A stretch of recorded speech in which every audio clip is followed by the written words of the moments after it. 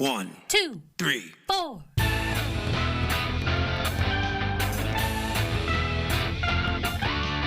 Monster movie. Fun time, go! Monster movie. Fun time, go. Monster. Movie. Fun time. Go! Monster movie. Fun time, go. With Precious D and Honeybee. Fun time, go! When you need mealtime inspiration, it's worth shopping Kroger, where you'll find over 30,000 mouth-watering choices that excite your inner foodie. And no matter what tasty choice you make, you'll enjoy our everyday low prices, plus extra ways to save, like digital coupons worth over $600 each week. You can also save up to $1 off per gallon at the pump with fuel points. More savings and more inspiring flavors make shopping Kroger worth it every time. Kroger, fresh for everyone. Fuel restrictions apply. Ladies and gentlemen, boys and girls, friends and neighbors, welcome again to Monster Movie Fun Time Go. 31 Days of Horror. Oops, All Werewolves Edition. Day 9. I'm your host, Precious D, and today I have another special guest with me, Jason Vey of Elf Lair Games. Jason and I are going to be discussing The Curse of the Werewolf today. Welcome back to the show, Jason. Thanks for having me back. Before we jump right into the movie, you write role-playing games. You got any new or recent projects you want to plug real quick? I do, actually. In July, we finished our Kickstarter for Wasted Lands: The Dreaming Age, which is our Lovecraftian swords and sorcery role-playing game, which uses the same system as Night Shift: Veterans of the Supernatural Wars. And I am told by the printer that it is shipping on or before, it's supposed to ship on or before October 6th. So, which is good, great. because we planned to fulfill in November, so it looks like we're actually going to fulfill that Kickstarter early. So yeah, and it's also up for pre-order on, if you missed the Kickstarter, it's up for well, I guess probably by the time this airs, it'll be up for ordering at elflair.com. So okay. Yeah, I haven't set the air date for this yet, but it'll definitely be after October 1st. So yeah, we discussed Night Shift last year. If you folks haven't listened to that episode, you can go back and hear it. It's on the Day Shift episode from last year's 31 Days of Horror, and that is a perfect game for this time of year if you're looking for some spoopy season role-playing.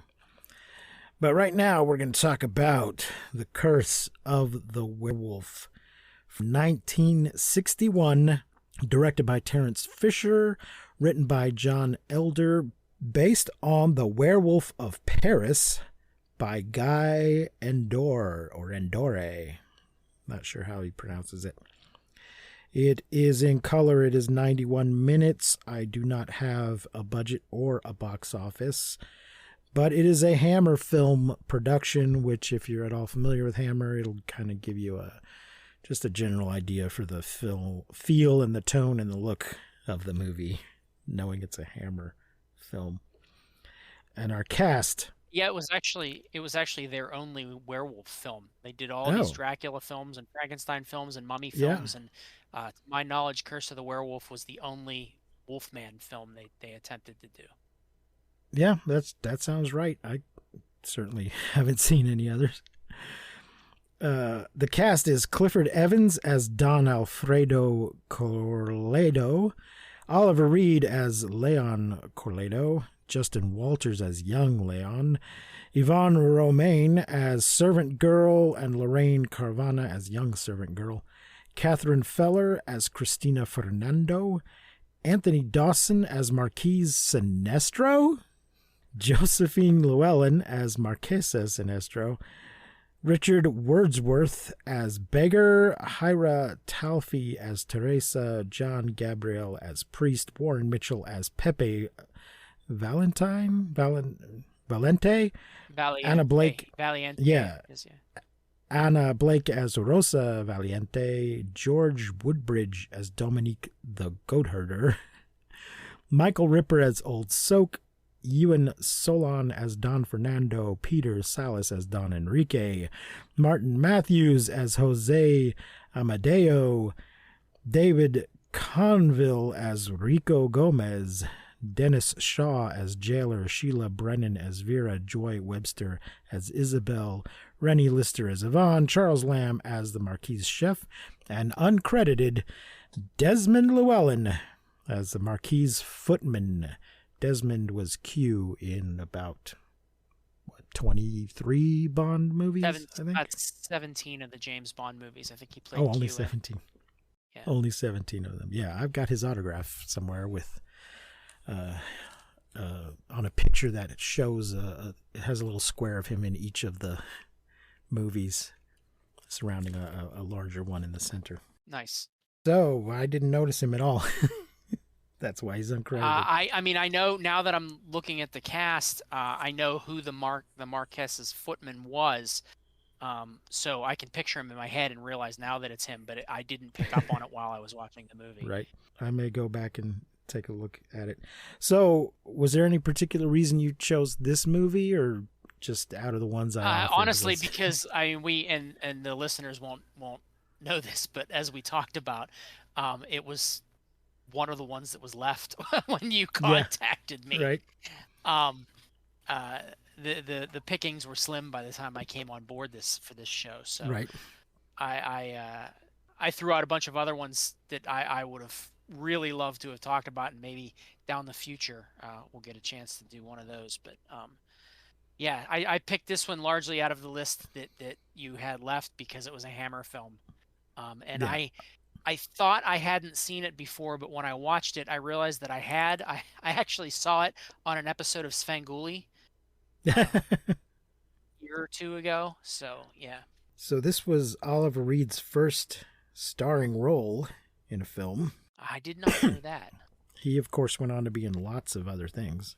As I said, it was based on the Werewolf of Paris, but they didn't want to build any Parisian sets, so they set it in Spain. I guess they already had Spanish locations from other movies or sets that looked like Spain. I don't know. And obviously they changed everybody's names to be more Spanish. And I will say one of the admittedly few positive things I'll say about this is that it does make me want to go track down and read the book.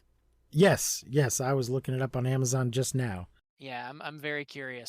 I've read about the book, and I've read that people have called it like the Dracula of werewolf novels, which is high praise. So I really kind of want to dig in and see what it has. Yeah, I'm gonna. I was looking it up on Amazon. If they've got a Kindle version, I might just get it in a couple minutes.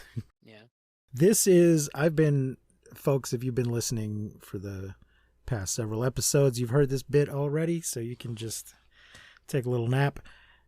I've noticed 3 broad categories that most werewolf films fall into, and this is roughly a type 1 werewolf story, but it's got a little bit of a variation in it. Type 1 is some guy or girl gets bit by a werewolf and then has to deal with it. Usually, but not always, ends up dead at the end. Type 2 is there's a werewolf among us and we got to figure out who it is. And type 3 is the secret lives of werewolves, where there's a whole werewolf society that we get introduced to and we learn all about it and all of its dumb rules. So this is broadly a type 1 story, but he's not bitten by a werewolf. He's just kind of born one, which they're very is a bit unclear different. about. Yeah, they're very unclear about what exactly was the reason. They throw a whole bunch of stuff at the wall and just hope that people interpret something as being the cause of his lycanthropy.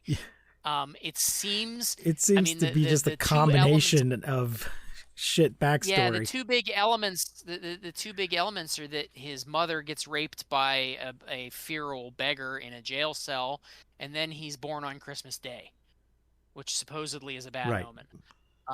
And I've done a lot of research on werewolf legends, and neither one of those is a common legendary or mythical cause of lycanthropy. So they took kind of an original approach in that to Did you even see anything about, have you ever heard anything about being born on Christmas being bad luck? No, I've never heard anything about that, Yeah, but I I'm not haven't. going to say that it's not out there. I've never heard it. Right. There are associations with rape in werewolf legends, but usually it's the werewolf doing the deed, not Yeah. being the result of Well, a and rape. with werewolves and vampires, the attack is sort of a symbolic rape anyway. Yeah, yeah. So there's that. The priest kind of puts forward a theory that it's basically a form of demonic possession, and Right, can because of a be weak spirit, cured, quote or unquote. yeah, it can be cured or at least treated with love. But Yes. if Yeah. he indulges in his vices, then the werewolf will come out. Which But is it seems to be actually triggered hilarious by. and kind of. Yeah. I'm sorry. Go ahead. Finish what you Go were ahead. saying. Just that Um, it seems to have been triggered by him tasting animal blood. Yes, it's kind of where the whole movie falls apart. That sets up the end because the priest actually flat out states if he ever finds a woman who he loves passionately, who loves him passionately in a pure and passionate sense, that can keep the wolf at bay. And they make it very clear that Christina is this woman for him, that he and her, Leon and Christina, have this love that protects him and Hmm. keeps him from turning into a wolf. But then at the end, it's actually the priest who won't let Christina stay with him. Like, the priest says that Christina is the cure, is the same guy that pulls Christina out of the jail, which causes Leon to turn into a werewolf and go on a rampage. So it's a And they sure it's a do bit of like head scratcher. Yeah, they do a lot of covering for him too. Well, I'm not saying I hated this movie.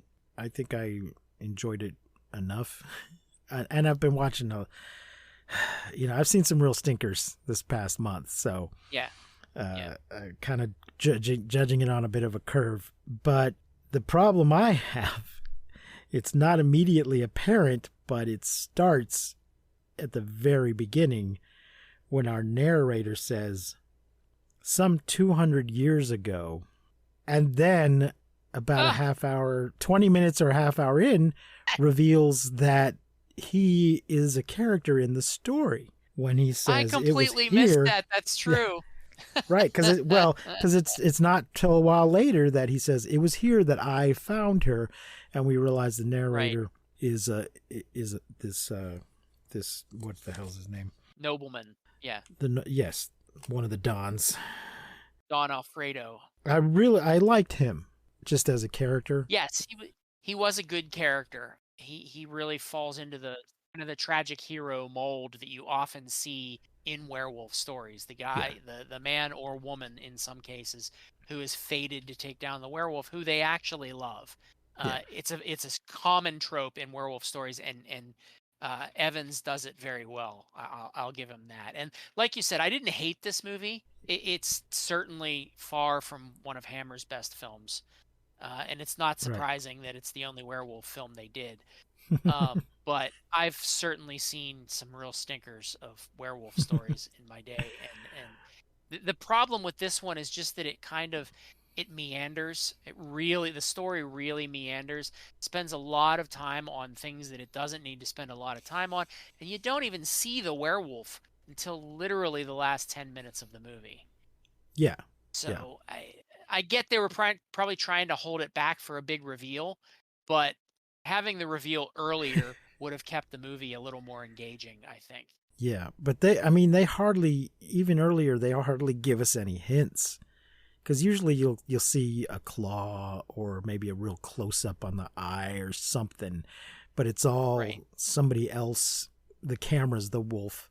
Somebody else is staring In fairness, at it, and we don't really. You do at one point in time see young Leon get fangs. That's true. When he's trying to get out, he's trying to get out of the barred windows, and they're pulling him back, and he does have fangs. So they do that, but I feel like they waited way too long to really dig into the werewolf part of it. Yeah. The thing I really liked about Don Alfredo was how he just takes in this kid. He finds this woman. She looks like she's dead. She's laying face down in the water. He finds her. He takes her home. Finds out she's pregnant. Has no problem with this whatsoever, which, considering the time period, could have been an issue. And she has the baby, dies in childbirth, and he just raises this kid.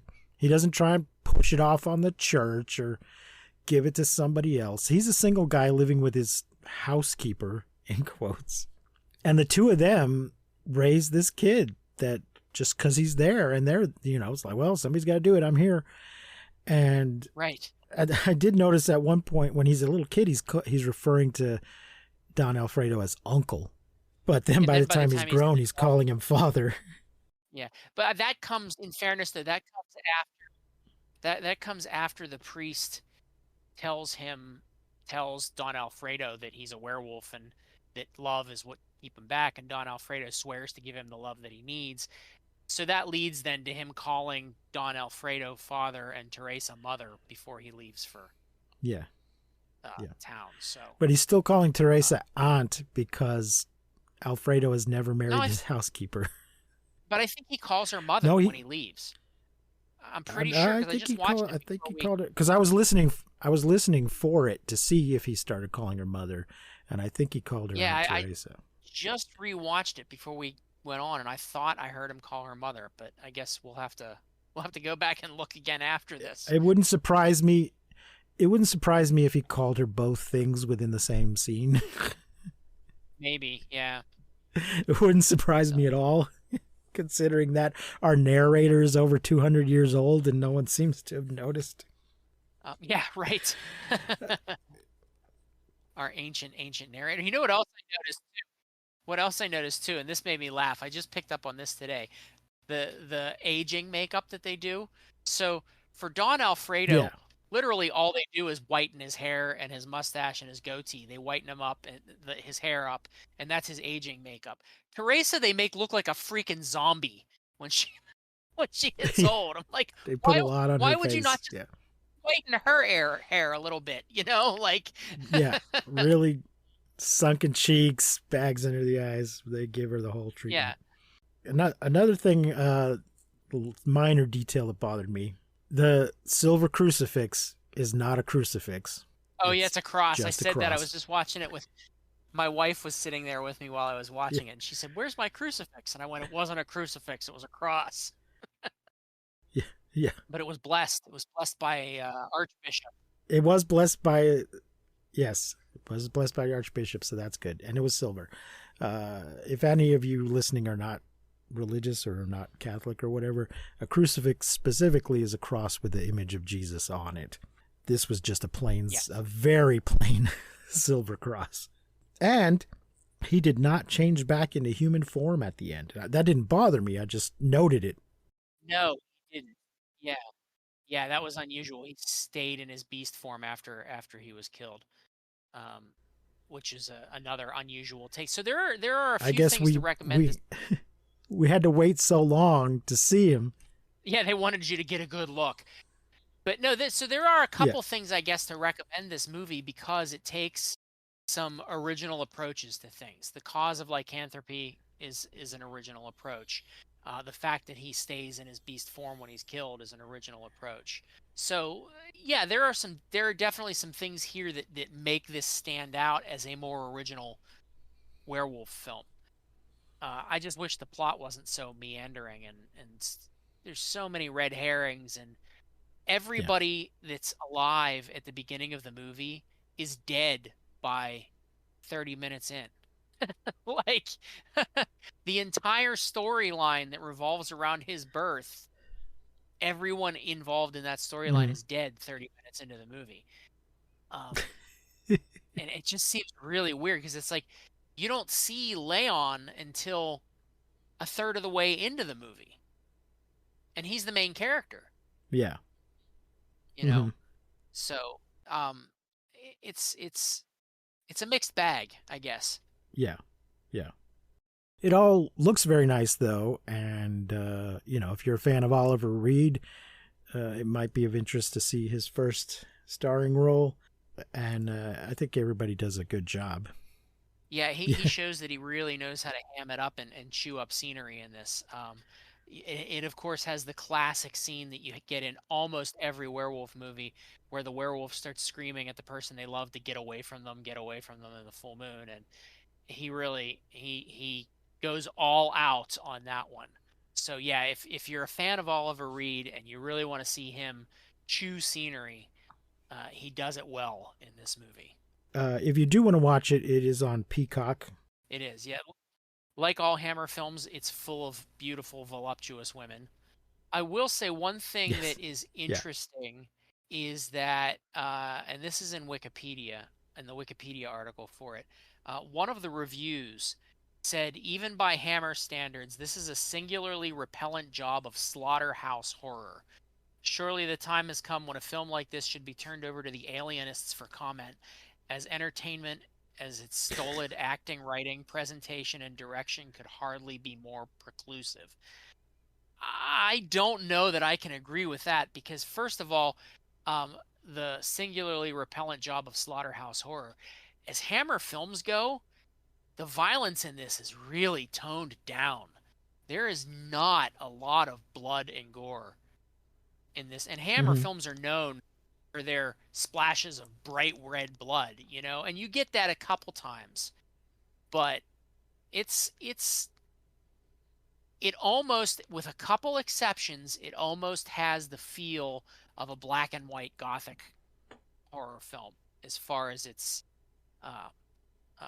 cinematography goes and the lack of actual gore in it. So I would say is filmed very well in that sense. It really evokes kind of the classic Universal films. And I just noticed, I was rewatching just the beginning to confirm that he does say 200 years ago, and it is kind of a Universal released it, I guess, even though Hammer produced it. Oh, did they? But Okay, I missed that.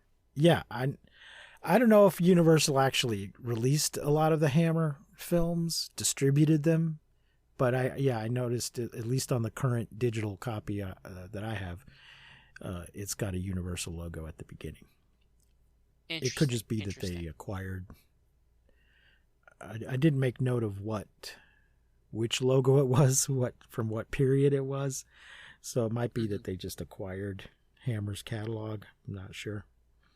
But yeah, it's a Hammer. It's a Hammer film. It's not considered a Universal monster.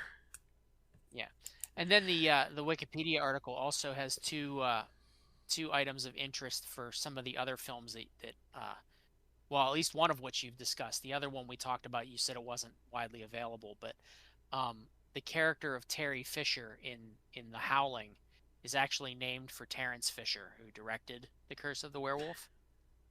And then in American Werewolf in London, there's a scene where David asks Alex, "Did you ever see the Wolfman?" And Alex says, "Is that the one with Oliver Reed?"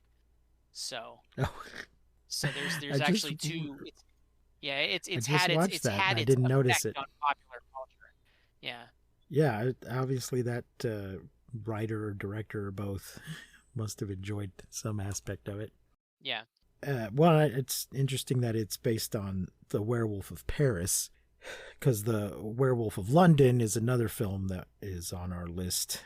And of course, American Werewolf in London and American Werewolf in Paris are also on our list. So, and there was these movies just keep referring back to each other. There was another, hang on, let me call it up to find out which one it was. There was another movie that was actually also an adaptation of The Werewolf of Paris. Legend of the Werewolf, it was called. And that one I discovered is actually on YouTube to view for free. So, Legend of the Werewolf is one that people might want to check out to compare it, because both of them are based on the same novel. So cool.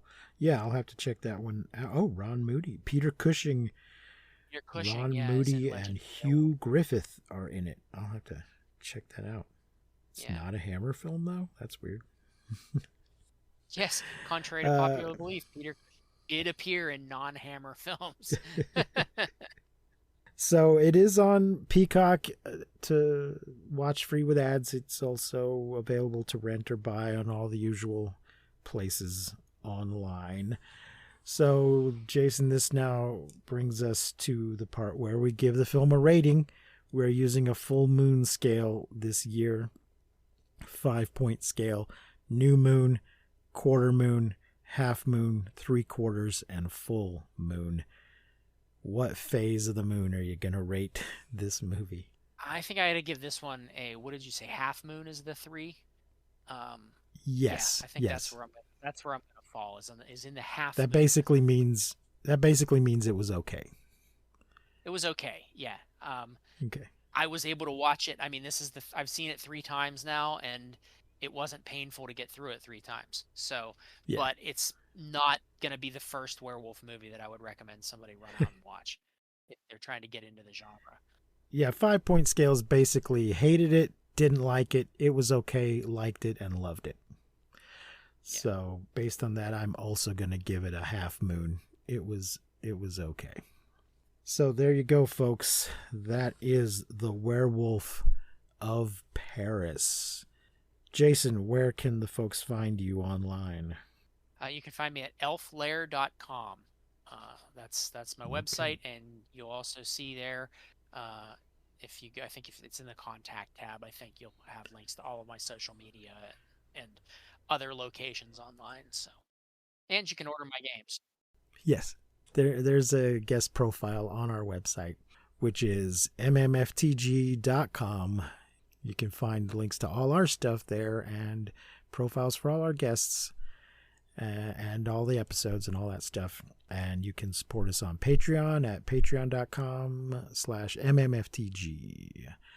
Join us tomorrow for another look at another werewolf movie. Thank you once again, Jason, for joining us.